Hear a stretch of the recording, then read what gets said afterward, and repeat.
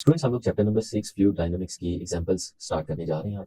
तो पहली एग्जांपल देखते हैं जो कि आपके सामने स्टेटमेंट यहाँ पे लिखी हुई है। A tiny water droplet of radius 0.01 centimetre descends through air from a high building. Calculate its terminal velocity given that viscosity for air is 19 into 10 raised to power minus 6 kilogram per meter per second and density of water is also given that is 1000 kilogram per cubic meter। तो हमें बता रहा है कि एक पानी का छोटा सा ड्रॉपलेट है जिसका रेडियस 0.01 सेंटीमीटर है, दैट इज डिसेंडिंग, नीचे की तरफ गिर रहा है हवा में से एक हाई बिल्डिंग से।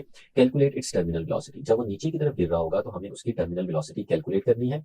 जबकि coefficient of viscosity for air 19 into 10 raise to power minus 6 kilogram, ये भी हमें दे दिया गया है। और density of water that is 1000 kilogram per cubic metre, ये भी हमें दे दिए। तो हम लोग देखते हैं कि इसको किस तरह से सॉल्व कर सकते हैं, इसके सोल्यूशन को डिस्कस करते हैं।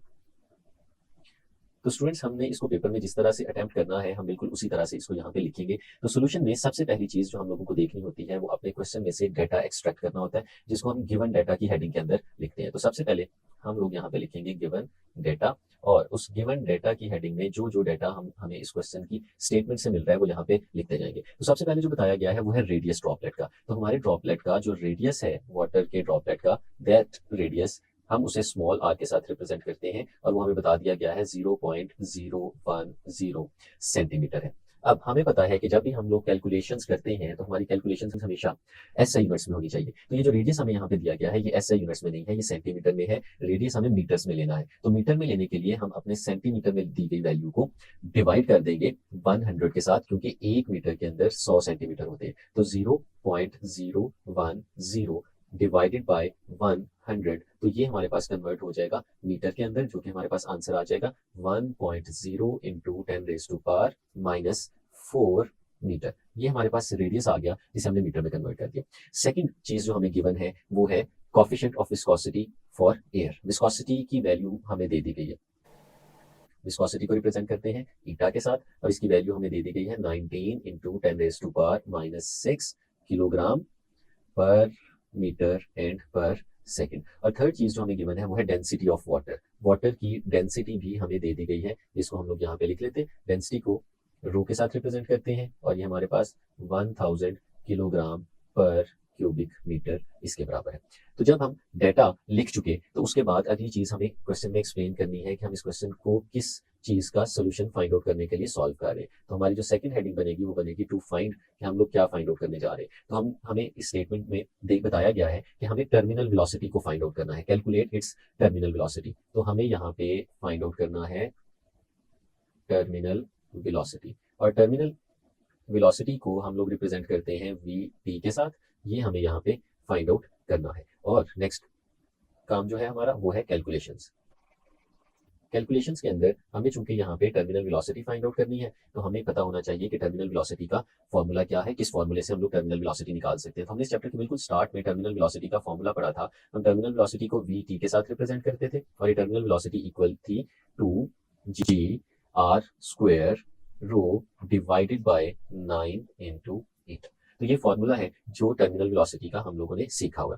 तो इस फॉर्मूले के अंदर वैल्यूज सब्सटीट्यूट करेंगे तो हमें आंसर मिल जाएगा। तो हम यहाँ पे वैल्यूज सब्सटीट्यूट करते हैं, इसको हम लोग नाम दे देते हैं यहाँ पे इक्वेशन नंबर 1 का, और हम सब्सटीट्यूट करते हैं या पुट करते हैं put values in equation number 1। तो हमारे पास जो फॉर्म बनेगी क्वेश्चन नंबर 1 की वो कुछ इस तरह की होगी। सबसे पहले 2 कांस्टेंट है, इसी तरह से लिखा रहेगा। g ग्रेविटेशनल एक्सेलरेशन होता है जिसके लिए हम 9.8 वैल्यू लगाते हैं, 9.8 मीटर पर सेकंड स्क्वायर इसकी वैल्यू होती है। उसके आगे रेडियस का स्क्वायर है और रेडियस हमें गिवन है that is 1.0 into 10 raise to power minus 4, और इसका हम स्क्वायर ले लेंगे। और उसके साथ आगे हमारे पास डेंसिटी है और डेंसिटी भी हमारे पास गिवन है, हम वो यहाँ पे सब्सटीट्यूट कर देते हैं। तो 1000 हमारे पास डेंसिटी आ जाएगी डिवाइडेड बाय, इस पूरे फैक्टर को हमें डिवाइड करना है 9, और उसके बाद कोफिशिएंट ऑफ विस्कोसिटी के साथ जिसकी वैल्यू है 19 into 10 raise to power minus 6। और ये हमारे पास कुछ इस तरह का एक्सप्रेशन बन जाएगा। जब हम इस एक्सप्रेशन के न्यूमरेटर को सॉल्व करेंगे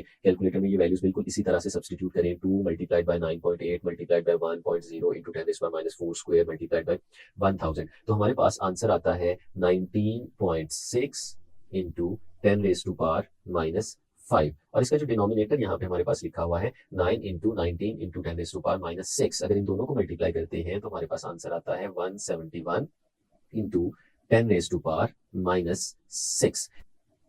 इस पूरी रेशियो को अगर हम लोग सॉल्व करें तो हमारे पास आंसर आता है 1.1 और ये वेलोसिटी है और सारी कैलकुलेशंस जो कि हम लोगों ने एसआई यूनिट्स में की है तो हमारे पास आंसर भी किस में आएगा, एसआई यूनिट में। और वेलोसिटी या स्पीड का जो एसआई यूनिट है वो है हमारे पास मीटर पर सेकंड। तो हमारे पास जो रिजल्ट आ गया, जो फाइनल आंसर हमारे पास आ गया वो है 1.1 मीटर पर सेकंड। तो ये हमारा टर्मिनल वेलोसिटी को फाइंड आउट करने का फाइनल रिजल्ट आया कि अगर एक ड्रॉपलेट जिसका रेडियस 0.010 सेंटीमीटर हो और वो नीचे की तरफ गिर रहा हो एयर में से, तो उसके लिए जो टर्मिनल वेलोसिटी वो अटेन करेगा वो 1.1 मीटर पर सेकंड होगी। तो स्टूडेंट्स चलते हैं अपनी सेकंड एग्जांपल की तरफ। स्टेटमेंट आपके सामने लिखी हुई है, a water hose with an internal diameter of 20 millimetre. एक वाटर होज है जिसका इंटरनल डायमीटर जो है वो 20 मिलीमीटर है। At the outlet discharges 30 kilograms of water in 60 seconds, जिसमें से 60 सेकंड्स में से 30 किलोग्राम ऑफ वाटर बाहर निकल रहा है। Calculate the water speed at the outlet, हमें जो कैलकुलेट करना है वो भी बता दिया उसने, वाटर की स्पीड है। Assume the density of water is 1000 kilogram per cubic metre, उसने डेंसिटी भी हमें बता दी है। तो स्टूडेंट्स इसके सोल्यूशन की तरफ चलते हैं और इसको सीखते हैं कि हम ये कैसे फाइंड आउट कर सकते हैं। तो एक्सप्लेन मैं इसको थोड़ा सा फर्दर करता हूँ। लेट्स सपोज हमारे पास ये एक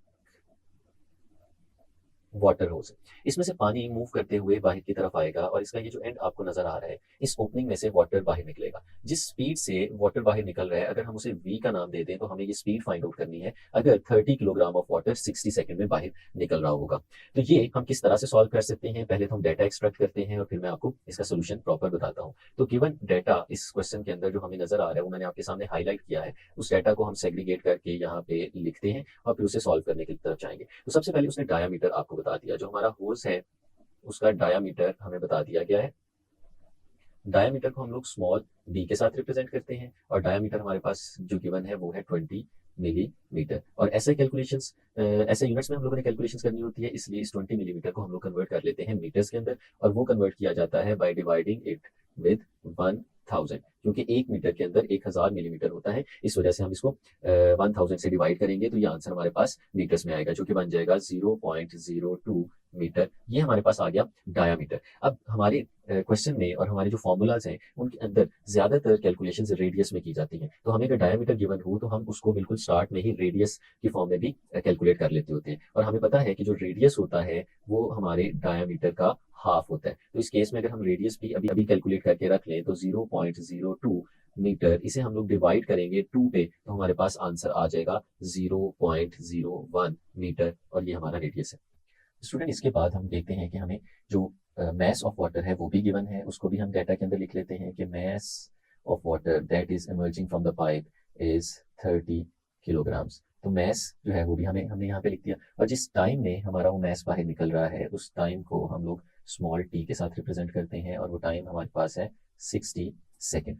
अब क्या चीज और गिवन है, assume the density of water is 1000। Density भी हमें दे दी गई है, वाटर की जो बाहर इमर्ज हो रहा है उसकी डेंसिटी।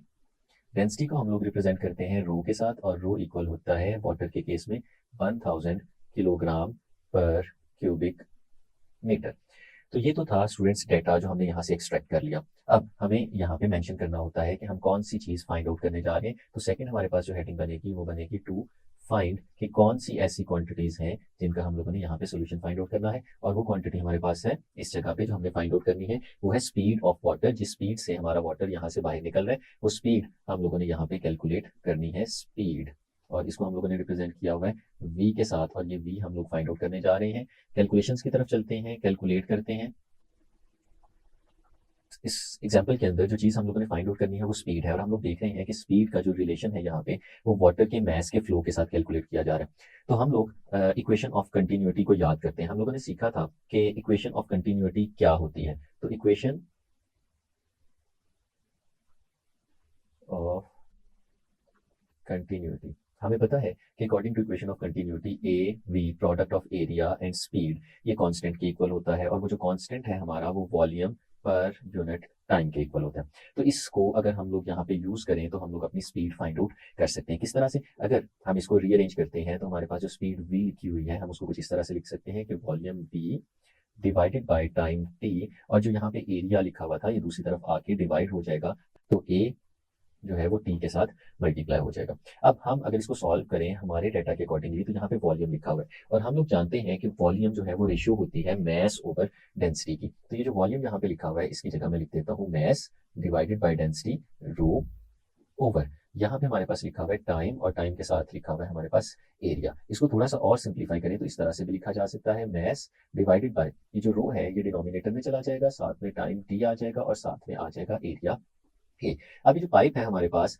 क्योंकि ये सिलेंड्रिकल पाइप है और अगर इसका क्रॉस सेक्शनल एरिया हम लोगों ने फाइंड आउट करना हो तो वो क्रॉस सेक्शनल एरिया हम लोग फाइंड आउट कर सकते हैं पाई आर स्क्वायर के साथ। तो हमारे पास mass divided by rho into time t, और साथ में जो एरिया है वो इक्वल होगा पाई आर स्क्वायर। तो अब ये देखिए हमने अपने इस पूरे फॉर्मूले को उन टर्म्स के अंदर कन्वर्ट कर लिया है जिन टर्म्स का हमें पता था। हम जानते हैं मैस कितना है, हमें पता है रो की वैल्यू, टाइम भी पता है, पाई वैसे ही कांस्टेंट होता है, और जो रेडियस है हमारे इस पाइप का वो भी गिवन है। तो हम इन सारी वैल्यूज को अपनी इस इक्वेशन में सब्सटीट्यूट कर सकते हैं। Put values in the equation, आप इक्वेशन के अंदर सारी वैल्यूज को यहाँ पे सब्सटीट्यूट कर दें, तो आपके पास जो स्पीड आएगी यहाँ पे वो कुछ इस तरह से आ जाएगी। मैस इज 30 किलोग्राम्स, सबसे ऊपर हम मैस की वैल्यू लगाएंगे जो कि 30 होगी, उसके नीचे हमारे पास डेंसिटी लिखी हुई है, डेंसिटी इज गिवन बाय 1000, और उसके बाद टाइम है, टाइम हमारे पास भी गिवन है जो कि है 60 सेकेंड्स, और उसके बाद पाई है, हमें पता है कि इसकी वैल्यू 3.14 होती है, लेकिन कैलकुलेटर में हम डायरेक्ट पाई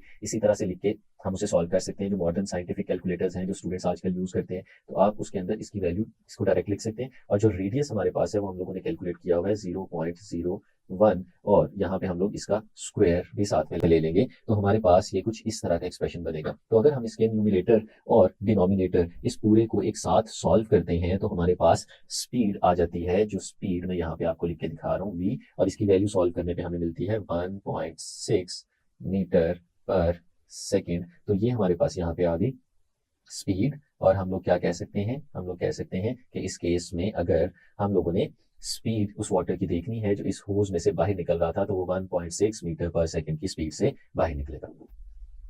तो स्टूडेंट्स चलते हैं अपने थर्ड एग्जाम्पल की तरफ। बड़ी इंटरेस्टिंग एग्जाम्पल है, इसकी स्टेटमेंट देखें। Water flows down through a closed vertical funnel, एक क्लोज्ड वर्टिकल फनल है जिसमें वाटर फ्लो कर रहा है। हमें पता है कि वर्टिकल फनल कुछ इस तरह की होती है कि जिसका क्रॉस सेक्शनल एरिया ऊपर से नीचे की तरफ आते आते डिक्रीज कर रहा होता है। तो ये हमारी कुछ इस तरह की फनल है। अगर ये फनल होगी तो जाहिर सी बात है कि अपर पार्ट पे जो इसमें फ्लो करने वाला वाटर है उसकी स्पीड कुछ और होगी, और बॉटम पार्ट पे फ्लो करने वाले वाटर की स्पीड कुछ और होगी।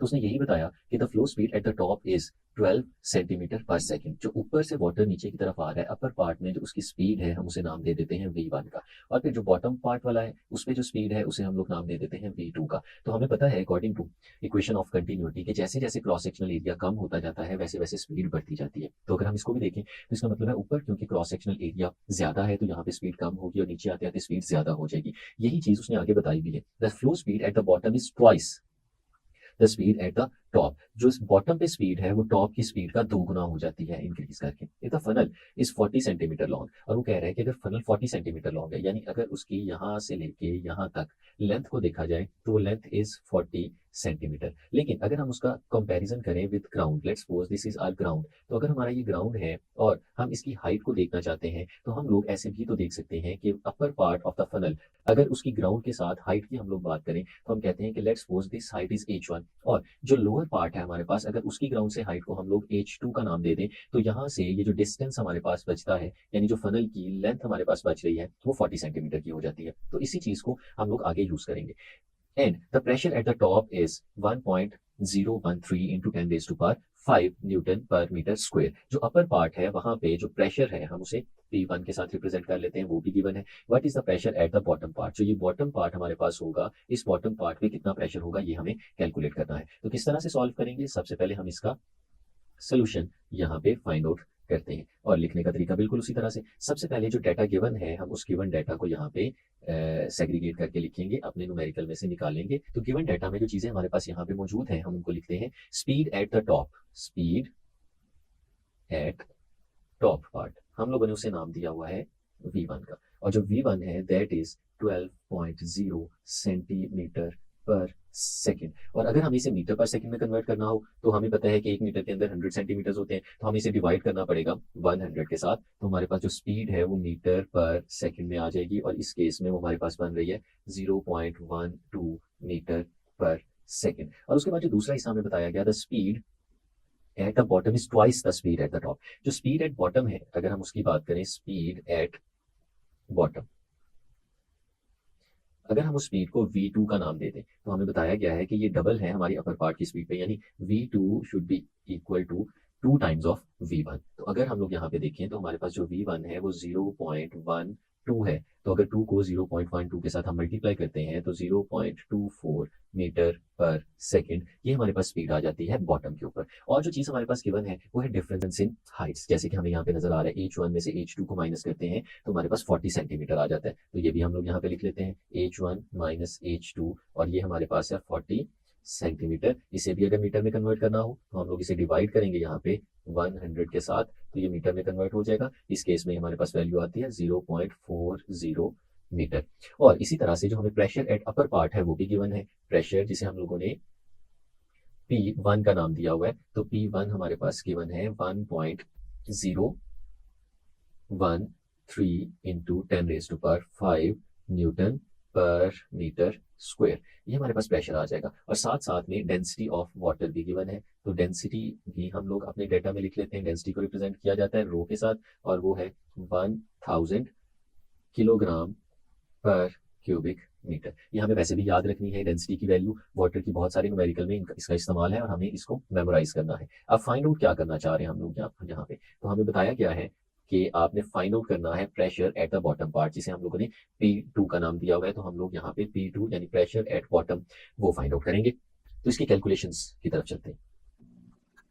कैलकुलेशंस को अगर हम लोग देखें तो ये एक सिंपल केस है जिसमें जो कि हमारे पास बर्नौलीज इक्वेशन का है। हमें पता है कि बर्नौलीज इक्वेशन जो होती है वो सम होती है pressure, kinetic energy per unit volume और potential energy per unit volume का। तो हम अगर इसको लिखें तो कुछ इस तरह से लिख सकते हैं कि P1 plus half rho V1 square plus rho GH1 is equal to P2 plus half rho V2 square plus rho GH2। तो इन दोनों सम जो है वो हमेशा इक्वल आता है। अब इस केस में हमारे पास इस बहुत सारी वैल्यूज इसकी गिवन है जिनको हम लोग यहाँ पे सब्सटीट्यूट करेंगे और हमारे पास आंसर आ जाएगा। अगर देखें तो हमें P2 फाइंड आउट करना है, तो इसका मतलब है P2 के अलावा जितनी सारी टर्म्स हैं हम इन्हें उठा के इक्वेशन के दूसरी तरफ लेके जा सकते हैं। तो हम अगर इसको थोड़ा सा रीअरेंज करते हैं तो हमारे पास P2 कुछ इस फॉर्म में आ जाता है। अगर आप देखें तो ये P1 पहले से यहाँ पे मौजूद है, इस P1 को यहाँ पे लिखा रहने देते हैं, plus half rho V1 square ये भी यहाँ पे मौजूद है। हम यहाँ वाला हाफ रो V2 स्क्वायर उठा के इस तरफ लेके आते हैं, वो यहाँ पे आके माइनस हो जाएगा, minus half rho V2 square, और फिर इसी तरह यहाँ पे पड़ा हुआ है रो GH1, और अगर हम इसे उठा के दूसरी तरफ ले जाएं तो माइनस का रो GH2 हमारे पास ये बन जाता है। अब अगर इन टर्म्स को हम लोग देखें तो हमारे पास कुछ चीजें यहाँ पे कॉमन आ रही हैं, हम उन्हें कॉमन ले सकते हैं। किस तरह से, जो P2 लिखा हुआ है उसको मैं यहाँ पे लिखा रहने देता हूँ, ये हमारे पास लिखा हुआ है P1 उसको इसी तरह से लिखा रहने देते हैं, प्लस अगली जो दो टर्म्स हमारे पास यहाँ पे लिखी हुई है ये वाली दो टर्म्स, अगर हम देखें तो हम इन दोनों टर्म्स में से हाफ रो कॉमन ले सकते हैं। तो अगर हाफ रो हम लोग कॉमन ले लें तो यहाँ पे बचेगा V1 square minus V2 square. इसी तरह से अगर आप आगे देखें तो ये जो दो टर्म्स हमारे पास लिखी हुई हैं, हम इन दोनों टर्म्स में से रो जी कॉमन ले सकते हैं। तो अगर रो जी हम यहाँ से कॉमन ले लें तो प्लस रो इंटू जी, हमारे पास जो बाकी चीज बचेगी वो बचेगी हमारे पास H1 माइनस H2, ये हमारे पास बच जाएगा। तो अब हम क्या कर सकते हैं, हम सारी वैल्यूज इसके अंदर सब्सटीट्यूट करके अपना प्रेशर कैलकुलेट कर सकते हैं। जो P1 है इसकी वैल्यू हमारे पास गिवन है, जो कि आपके सामने यहाँ पे सब्सटीट्यूट करते हैं 1.013 इंटू 10⁵5, ये हमने P1 की जगह इसकी वैल्यू सब्सटीट्यूट कर दी। उसके बाद प्लस 1/2 जो रो है हमारे पास, ये डेंसिटी है वाटर की, इसको भी हम यहाँ पे सब्सटीट्यूट कर देते हैं जो कि है 1000, और उसके बाद V1 square minus V2 square लिखा हुआ है। तो हमें इन दोनों की वैल्यूज का आइडिया है, हमें पता है ये दोनों वैल्यूज क्या है, तो वो दोनों वैल्यूज इधर सब्सटीट्यूट कर देते हैं। सबसे पहले V1 जो है हमारे पास वो 0.12 है, हम इसका स्क्वायर ले लेंगे और फिर माइनस करेंगे और V2 का स्क्वायर ले लेंगे। V2 है हमारे पास 0.24 और हम इसका भी स्क्वायर ले लेंगे साथ में,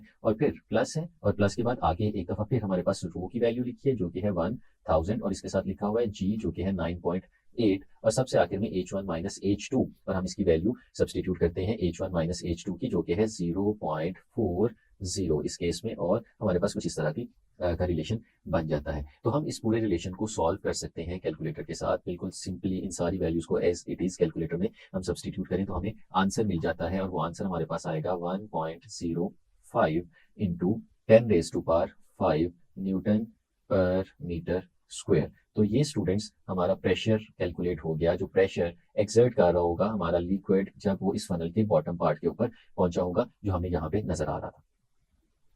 तो ये थी हमारी एग्जाम्पल नंबर 3।